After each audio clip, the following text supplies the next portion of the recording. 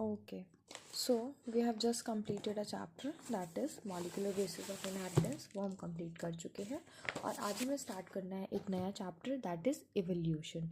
तो देखो evolution ना एक story है, आपको सिर्फ सुननी है वो story। उस story में हम देखेंगे कि जो अभी life है क्या इवोल्यूशन मतलब होता क्या है। इवोल्यूशन मतलब एक तरीके से स्लो और कंटिन्यूस चेंजेस जो हो रहे हैं उसको हम इवोल्यूशन कहते हैं, ठीक है। अब वो चेंजेस किस में होंगे, वो चेंजेस जीनोटाइप में होंगे, मॉर्फोलॉजी में होंगे, एनाटॉमी में होंगे, ठीक है। तो इवोल्यूशन क्या है, इवोल्यूशन आपका स्लो और एक कंटिन्यूस प्रोसेस है जो होती रहती है, अभी भी इवोल्यूशन चल रहा है, ठीक है। हम इस चैप्टर में क्या क्या पढ़ने वाले हैं वो एक बार हम देख लेते हैं। हम देखेंगे ओरिजिन ऑफ लाइफ कि लाइफ कैसे आई, फिर हम देखेंगे एवोल्यूशन ऑफ लाइफ फॉर्म्स, ये एक थ्योरी है जो हम पढ़ेंगे, ठीक है। फिर हम देखेंगे what are evidences for evolution, कि हमारे पास क्या क्या एविडेंसेस हैं एवोल्यूशन के लिए।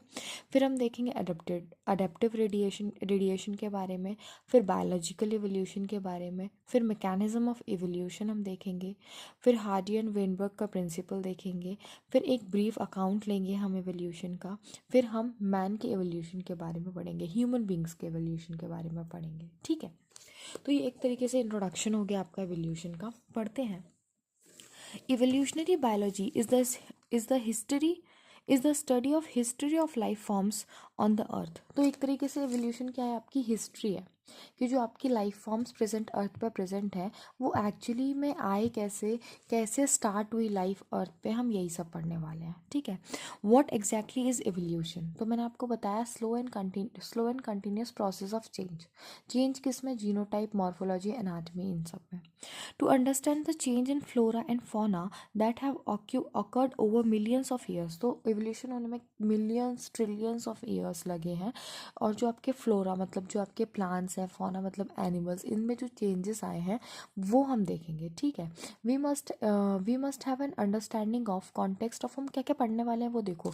हम ओरिजिन ऑफ लाइफ पढ़ने वाले हैं, फिर हम देखेंगे एवोल्यूशन ऑफ अर्थ की अर्थ कैसे बनी है, stars, Indeed of universe itself, हम पूरे यूनिवर्स कैसे बना है उसके बारे में पढ़ने वाले हैं, ठीक है।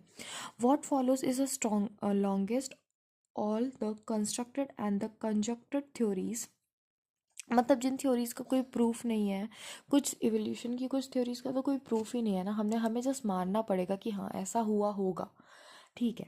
This is the story of origin of life and evolution of life forms और the biodiversity on the planet Earth. कुल मिला के बायोडाइवर्सिटी कैसे अर्थ पे आई वही सब लिखा गया है बार बार, ठीक है। अब देख लेते हैं ओरिजिन ऑफ लाइफ।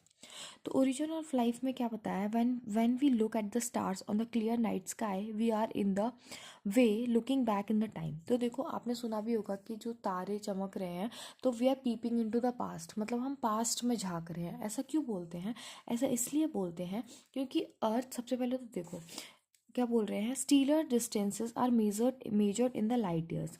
तो स्टीलर डिस्टेंस मतलब क्या होता है, जो अर्थ है और एक कोई स्टार है उसके बीच के डिस्टेंस को हम बोलते हैं स्टीलर डिस्टेंस, ठीक है। और स्टीलर डिस्टेंस को हम किस में मेजर करते हैं, हम लाइट ईयर्स में मेजर करते हैं। लाइट ईयर्स मतलब कि distance travelled by the emitted light in 1 year. देखो कोई एक स्टार है, उसने कोई लाइट एमिट की तो वो उसको अर्थ के सरफेस तक पहुंचने के लिए ना सालों लग जाते हैं, ठीक है, क्योंकि वो डिस्टेंस जो है वो अर्थ और स्टार के बीच की बहुत ज़्यादा है। तो एक स्टार जिसने लाइट, उसने तो लाइट एमिट कर दी, अब उस लाइट को अर्थ की सरफेस तक पहुंचने के लिए ईयर्स लग रहे हैं, लेकिन उन ड्यूरिंग द प्रोसेस वो लाइट आपकी अर्थ की सरफेस तक पहुंच रही है। हो सकता है कि वो तारा तब तक रहा ही ना हो, जो स्टार जिसने जो लाइट एमिट करी है वो रहा ही ना हो, बट वो लाइट तो पहुंचेगी आपकी and you will see that. तो that means when you see a star you might be peeping into past. तो वही चीज़ बोलते हैं।